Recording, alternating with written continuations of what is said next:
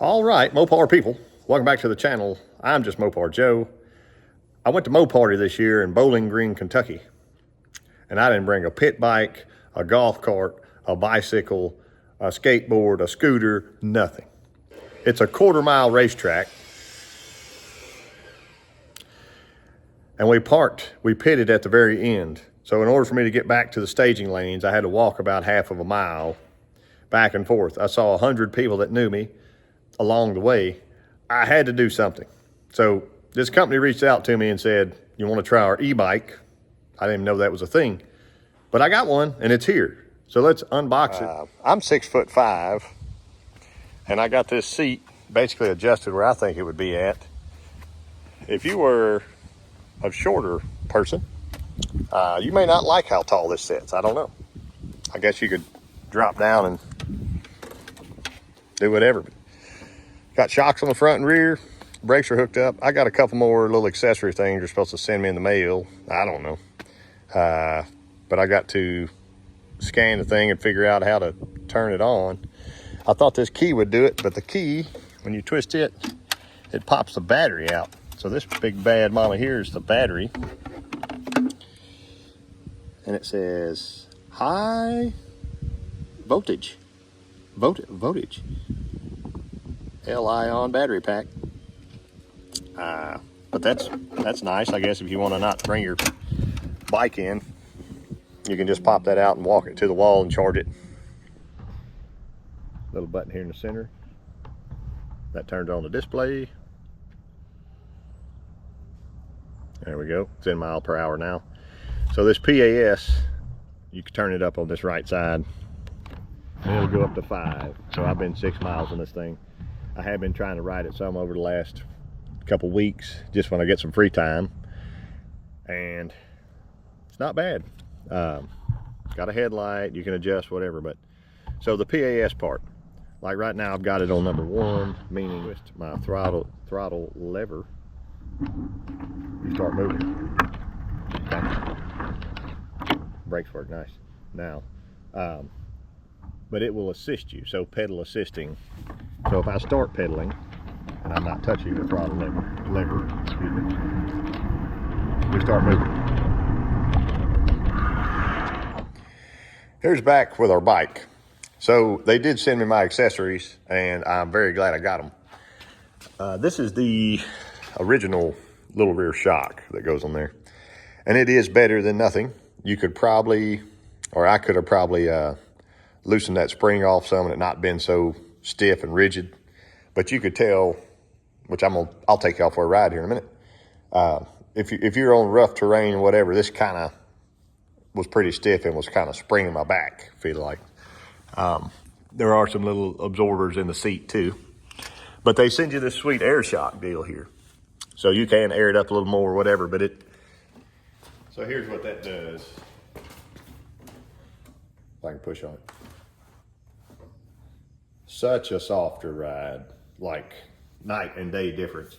And you can air it up more. I may add a little bit more for myself, but I was wrong on the seat. I brought the seat up because whenever I started pedaling, I didn't want my feet and my legs really cramped up underneath me. And this was the other accessory. So this is actually like a little hydraulic cylinder in here. You hook it to your bike's brake cable, and when you pull the pedal, it gives you a lot. Basically the difference in power brakes and non-power brakes, it gives you that extra boost. There's the original. It was just like a kind of a simple manual squeezer deal that, see how it feels like it would be easy and it moves easily, but you would have to pull pretty aggressively if you're going 21 miles an hour with front and rear brakes to get this thing to stop. So now this is much, much nicer. I can show you, like,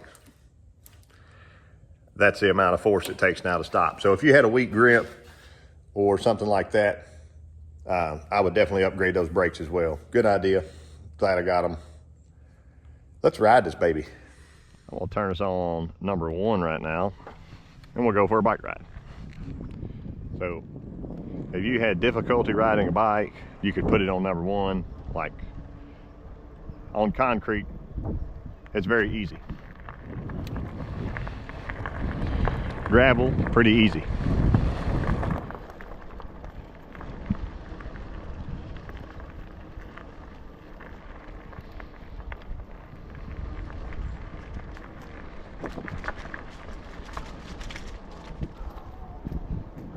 If dogs are chasing you, you can turn it on number 5. Like this.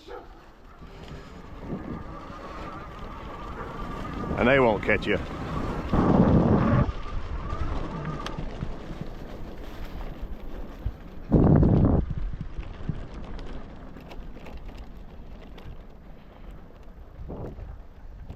Okay. So I'll go back to 0 now. And I'll pedal. This is low speed, so I think it's 6 or 8 speeds. I'm not sure. I think 6. So there's a little plus sign right here. If I wanted to change speeds, there you go. And if you want to go back, there's a lever. You pull the lever and start back to pedaling. So typically I can pedal on 0 fine. If you start to get tired, give it number 1.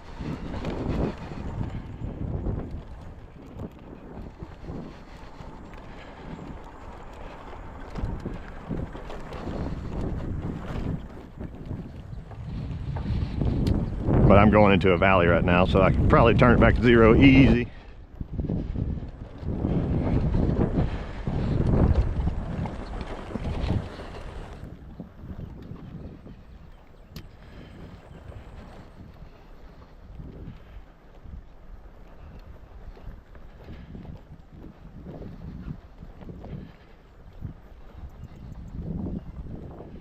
This grass is not bad, but if I was in that grass, I would want number 1 turned on.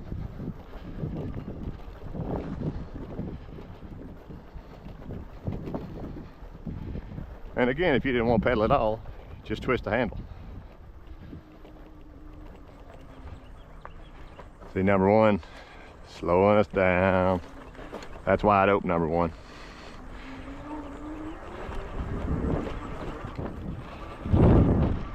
There goes 5.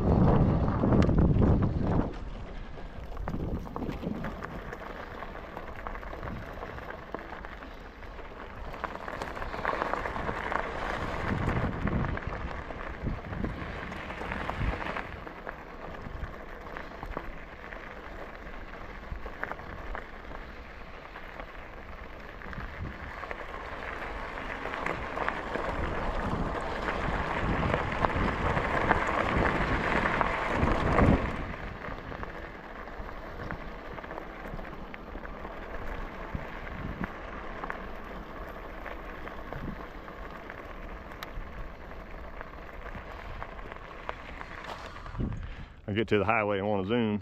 Let's go.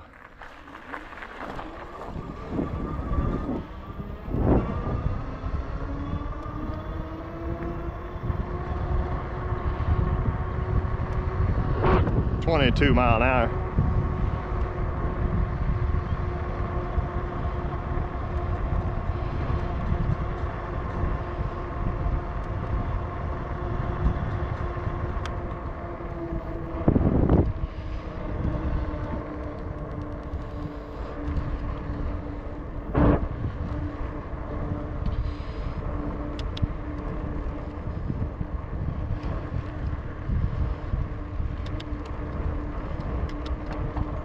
There we go.